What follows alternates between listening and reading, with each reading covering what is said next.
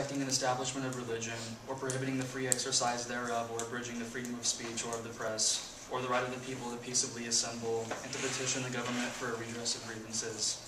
This passage from the Bill of Rights of our Constitution guarantees the right of free speech of the press, thereby extending rights to all expressive qualities.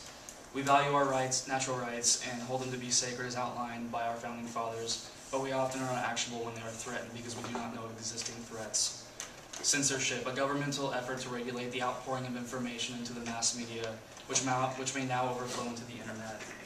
Censorship, when defined, means the suppression of free speech based on what the government deems as objectionable, harmful, sensitive, or inconvenient. If the government controls what information reaches us, they are depriving us of the right to make our own choice on the matter. This directly undermines our fundamental rights as Americans because it restricts ideas not determined and decent by the majority.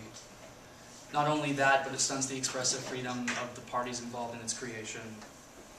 One proposed solution is to not edit content, but rethink what is shown as a whole. Legislation which applies censorship may constitute a failure on the part of media organizations who otherwise would have shown something contrary to the dominant values of our time. This viewpoint neglects to realize that this still expects expression to be limited. Even if the material in question would have offended people, those people are not forced in subjection to watch it. Just as we have the choice to turn away from certain things, we have the choice to accept other things as well. After all, not all explicit creations contain messages that seek to destroy our social or moral well-being on a subconscious level. We must not ignore the literary works of people trying to express their most difficult feelings. And it seems that when the press portrays explicit sexual material, they focus entirely on perverse people, applying a negative, one-sided slant to the entire topic. They neglect to show safer sex information that's available and merely focus on pedophiles who solicit minors. In the quest for higher ratings and greater sensationalism, they seem to emphasize the negative rather than the positive. This underscores the public's lack of knowledge on the true nature of this medium. And we must realize that works such as these go beyond providing erotica for the masses. Of course, the main concern for censorship is that it's required to keep our society morally and socially healthy. This argument contains justifiable concern, but even if censorship continues for a number of years, the attempt to control information will prove to be futile. Nothing short of a police state would be able to contain the expansion of explicit media. And we don't want that.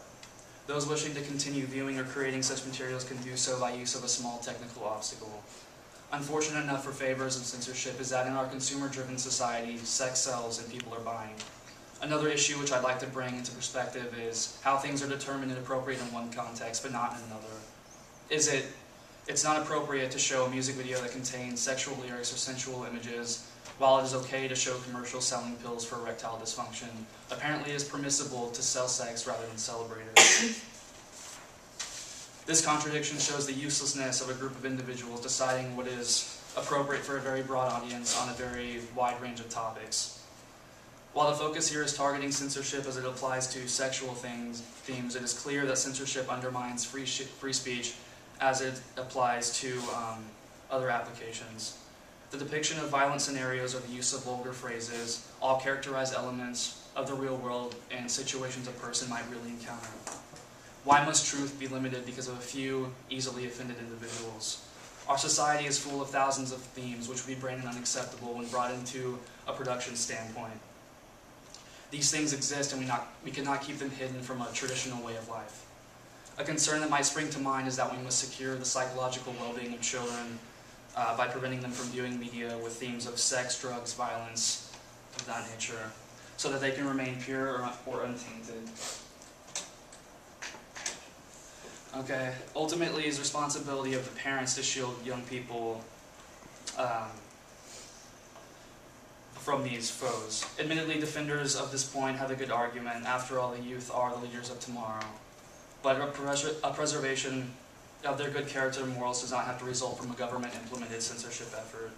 Ultimately, like I said, the responsibility lies with the parents. Because it is impossible for parents to be filters around the clock, they should teach their children discretion, and if something is wrong, why it is wrong. they should not always be kept from controversial themes, because with topics like these being discussed, they can have a more open mind and a better understanding of the world. This is the solution to keep children's values in check. Parental responsibility over government-implemented policy should be emphasized above all else. It seems that electronic media has revolutionized our way of life. And with it has brought about a moral shift where more is accepted into our mainstream culture. But have the morals of our society really shifted, or have people just become more open about their intentions, their desires, and what motivates them?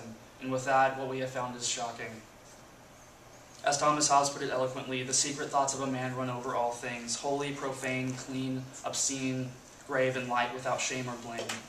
For the sake of preserving our fundamental rights, I urge you to be informed on the topic of censorship, and decide for yourselves what is best in the interest of the relationship between people and government, taking into consideration the duty of parents and guardians for children.